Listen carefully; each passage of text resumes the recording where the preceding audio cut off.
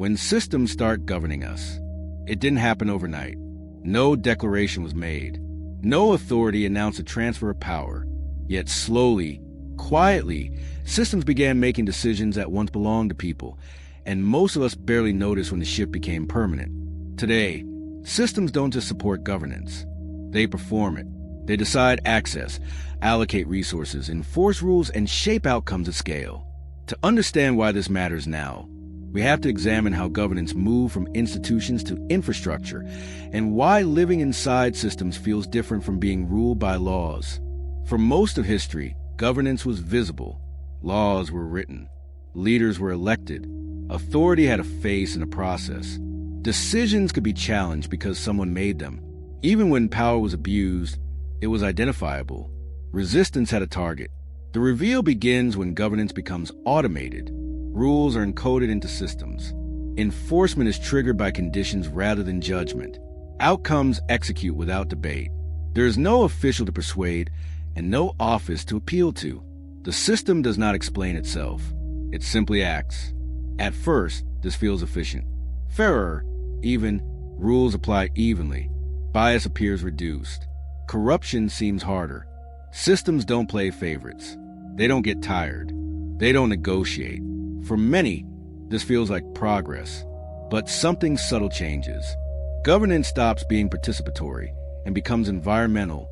People don't engage with decisions. They adapt to constraints. Power is no longer something argued over. It becomes something navigated, like terrain. As systems spread, this form of governance scales effortlessly. Platforms regulate speech through ranking. Markets regulate behavior through incentives. Protocols regulate participation through code. No vote is required. Compliance emerges naturally. The unsettling realization is not that systems govern. It's that they do so without ever asking whether we agreed. As system-based governance expanded, the shift in power became easier to feel than to describe. People no longer experience rules as decisions. They experience them as conditions. Access was granted or denied automatically. Opportunities appeared or vanished without explanation. Outcomes felt final, not because they were fair, but because there was nowhere to appeal. The conflict emerged when governance stopped being negotiable. In traditional systems, rules could be challenged, bent, or revised through pressure and participation. In automated systems, rules executed instantly. Context did not matter. Intent did not matter. Only inputs did. Governance became precise and inflexible.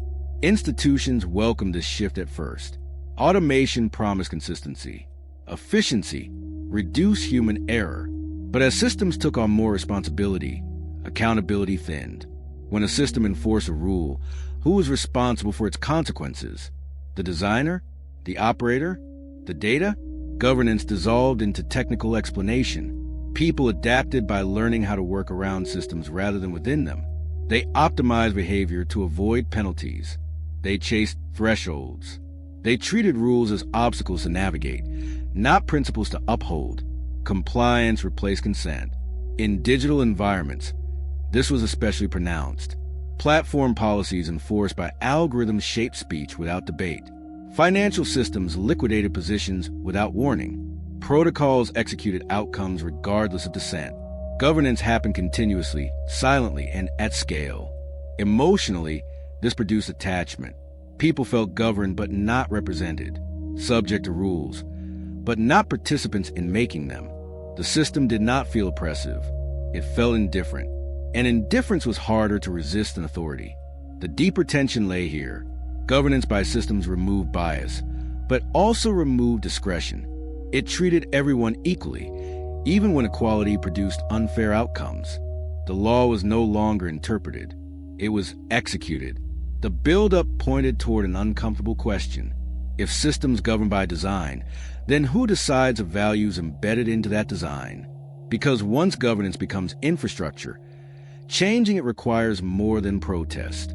It requires rewriting the system itself. As systems took on more governing power, their influence extended beyond enforcement and into behavior itself. People didn't just follow rules. They internalized them. Choices narrowed not because alternatives were forbidden, but because the system made deviation costly, inconvenient, or invisible. The conflict intensified when governance became preemptive. Systems no longer waited for violations. They shaped behavior in advance. Risk was priced before action. Access was limited before misuse. Speech was deprioritized before it spread. Control arrived quietly, framed as prevention rather than punishment. This shifted how people related to authority. Instead of debating rules, they learned thresholds. Instead of challenging values, they studied algorithms. Governance stopped feeling like a social contract and started feeling like physics. You didn't argue with it. You adapted to it.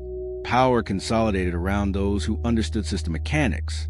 Not lawmakers or leaders, but designers, engineers, and operators who defined how rules were translated into code. Their decisions were rarely visible as political acts, yet they shaped daily life more consistently than any policy announcement.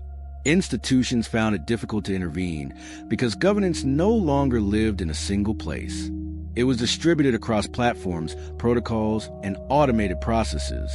Changing outcomes required altering infrastructure, not issuing decrees. Authority lagged behind architecture. Emotionally, people felt constrained without feeling oppressed. There was no tyrant to resist, no clear injustice to rally against. Just a growing sense that options were shrinking, guided by systems that claimed neutrality while enforcing priorities silently.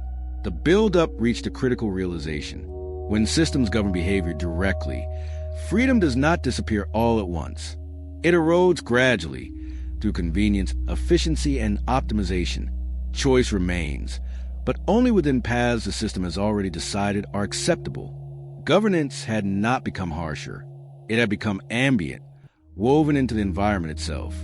The turning point came when people finally named what they were experiencing. This was not regulation in the old sense. It was governance without dialogue, power exercised through systems that could not listen back. The climax revealed a profound shift. When systems govern, obedience is no longer demanded. It is assumed. Rules do not need enforcement when environments make compliance the easiest option. Freedom is not taken away. It is optimized out. Out of this realization, a new understanding began to form.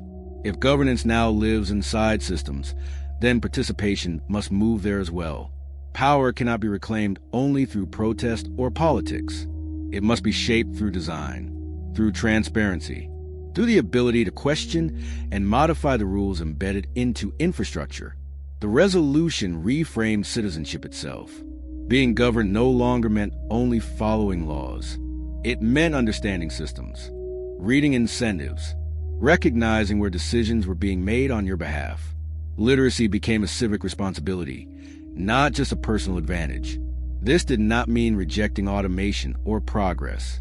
It meant demanding visibility, reversibility, and human oversight where consequences were irreversible. Systems could govern fairly, but only if they were designed to be accountable to the people living inside them. When systems start governing us, the most important question is no longer who holds power. It is whether we can still participate in shaping it. Subscribe to join the journey.